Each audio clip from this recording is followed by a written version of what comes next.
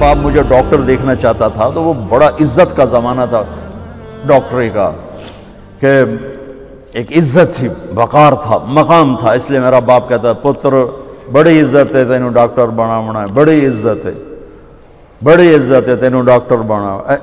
اچھا، وہ دیہاتی آدمی تھے، دو باتیں کہتے تھے، بڑی عزت ہے بڑا پیسہ ہے، بڑی عزت ہے بڑا پیسہ۔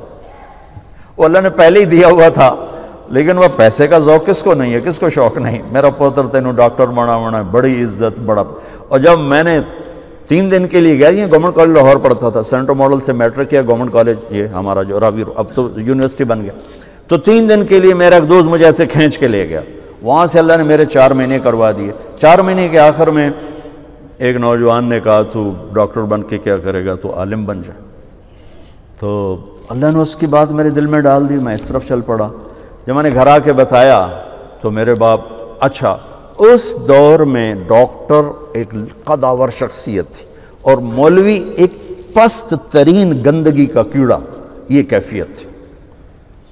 اور ہمارے دیہاتی ماحول میں مولوی کمی ہوتا تھا، کمی، جیسے لوہار، کمہار، دھوبی، ایسے مولوی کا سٹیٹس کمی کا تھا۔ تو میرا باپ کہے تو کمی بڑوں ہیں، تو میری نک وڈھاؤں ہیں، تو کرو کی ہیں، تو میں نو کسے پاسے ران دیونا ہے، جیون دیونا ہے کہ نہیں جیون دیونا۔ سارے علاقے دے ذمہ دار جڑے نے مینوں لانتاں کریں دیں کہ تیرا پوتر تو مولوی بندا پیدا بن سی کی۔ تو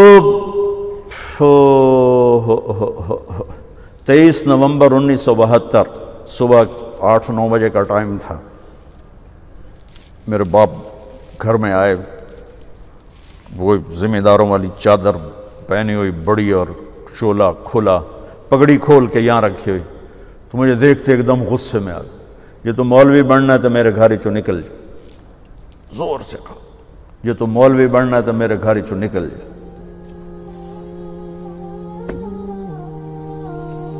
مجھے تو نہیں پتا تھا کہ اللہ تعالیٰ مجھے وہاں پہنچانے والا ہے کہ جہاں ڈاکٹر میرے آگے بیٹھ کے میری بات سنے۔ مجھے تو اس وقت پتہ نہیں تھا کیا ہونے والا ہے میرے ساتھ، میں تو اسی طرح ہی نکلا تھا کہ ٹھیک ہے جی میں تیار ہوں۔ تو میرے باپ کی شدت دیکھ کر میری ماں نے مجھے الگ کر لیا کہ تو جا، کوئی نہیں، اللہ تیرا ساتھی ہے۔ میں 300 روپیہ میں نے دیا، 300 روپیہ بڑی بڑی دولت ہے اس وقت، میں نے 300 روپیہ دیتا کہ جا اللہ تیرا وارث ہے۔ تو میں رائمنڈ آ گیا، یہاں میں تعلیم حاصل کرنے لگا، 8-9 سال یہاں پڑھا۔ سال 2 سال کے بعد میرے باپ بھی بالکل راضی ہو گئے، بہت ہی راضی ہو گئے تھے، بہت ہی راضی ہو گئے تھے۔ اس وقت امیج ڈاکٹر کا ایک بہت باعزت تھا۔ میں ہاتھ جوڑ کے رو کے کہتا ہوں کہ اب ڈاکٹر ایک کاروباری نظر آتا ہے،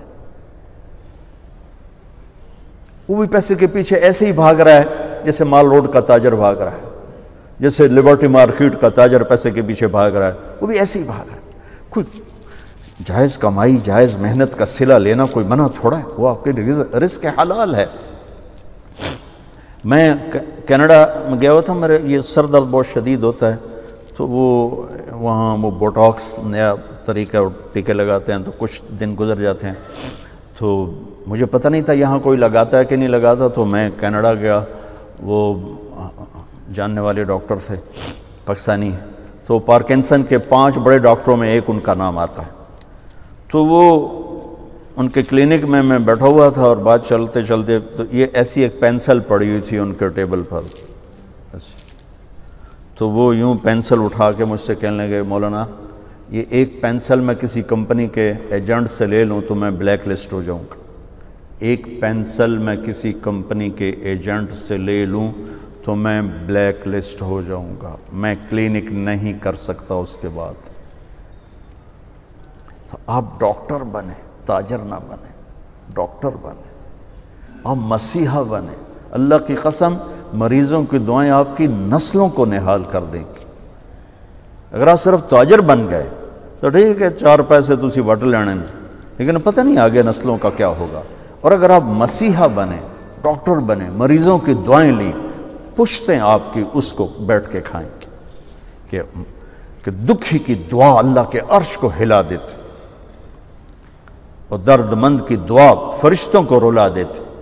اب وہ ہستیاں ہیں جو درد مندوں کی دعائیں روزانہ لے سکتے، اور صرف آج کا دن نہیں گزار سکتے، آپ اپنی نسلوں کو خوبصورت فیوچر دے کے جا سکتے کہ دعاؤں کی طاقت موت کے بعد بھی چلتی رہتی۔ میں آپ کا زیادہ وقت لے چکا ہوں، معافی چاہتا ہوں، تو اگر کوئی بات میری بری لگی ہو تو آپ مجھے اللہ کے واسطے معاف فرما دیں۔ بہرحال